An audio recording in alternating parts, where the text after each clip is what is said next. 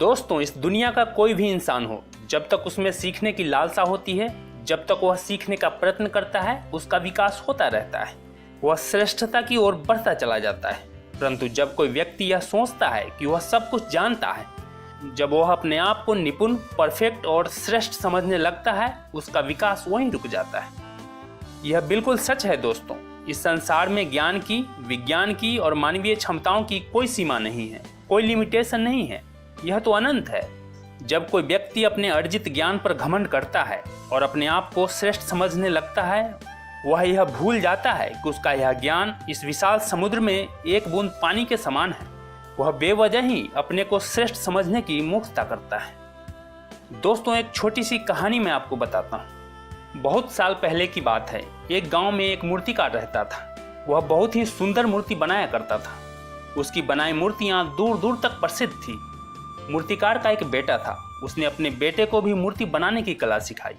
बेटा भी अपने पिता के समान लगनशील और परिश्रमी था, इसीलिए जल्दी ही वह मूर्ति कला में पारंगत हो गया और सुंदर सुंदर मूर्तियां बनाने लगा। दोनों बाप बेटे पूरी लगन और मेहनत से मूर्तियां बनाते और उसे बेचने के लिए शहर ले जाते थे। उनकी मूर्तियां इतनी सुंदर और मनमोहक होती थी कि हाथों हाथ बिक जाती थी। लेकिन मूर्तिकार अपने बेटे की बनाई मूर्तियों में अक्सर कोई न कोई खोट, कोई न कोई कमी निकाल देता था, जिसका बेटे को हर बार सुधार करना पड़ता था। इसी तरह कई वर्ष गुजर गए। सभी लोग बेटे की बनाई मूर्तियों की तारीफ करते हैं, परंतु पिता का व्यवहार नहीं बदला। वह अक्सर कमियां ही निकाल देता था। बेटे को पिता का यह व्यवहार अच्छा नहीं लगता था। उसे पिता की यह रोक टोक अब खटकने लगी थी, क्योंकि उसकी बनाई मूर्ति जो कभी 1 रुपए में बिकती थी, अब 10 रुपए तक बिक जाती है। एक दिन जब मूर्तिकार ने बेटे की बनाई मूर्ति में कुछ कमी बताई, तब बेटा एकदम से आग बबूला हो गया और मूर्तिकार से कहा कि आपकी बनाई मूर्तियां तो 2 रुपए की बिकती है और मेरी 10 रुपए में। इसके बावजूद भी आप मेरी मूर्तियों में दोष ही निकालते हैं।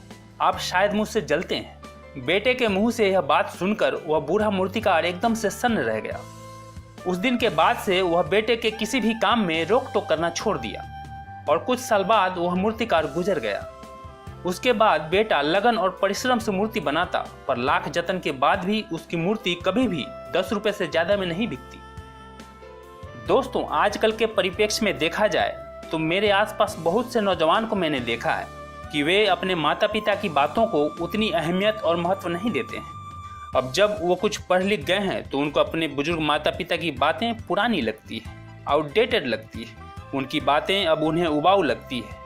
वे भूल जाते हैं कि उनके माता पिता हमेशा से ऐसे नहीं थे। उन्होंने आपकी परवरिश, आपकी शिक्षा, आपके जीवन को बेहतर बनाने के लिए अपना जीवन खपा दिया है। पूरी दुनिया में उनसे बड़ा शुभचिंतक कोई नहीं है, इसलिए उनका सम्मान करें, उनकी बातें सुनें तथा उस पर विचार करें। स्वामी विवेकानंद ने कहा है कि जब तक जीना तब तक सीखना। अनुभव ही जगत में सर्वश्रेष्ठ शिक्षक है। जो व्यक्ति हर सिचुएशन में, हर परिस्थिति में, हर घटना से सीखने का प्रयास करता है, वह अपने जीवन को बेहतर से बेहतर बनाता चला जाता है, आगे बढ़ता जाता है और सफलता को प्राप्त करता ही है। इसमें कोई संदेह नहीं है।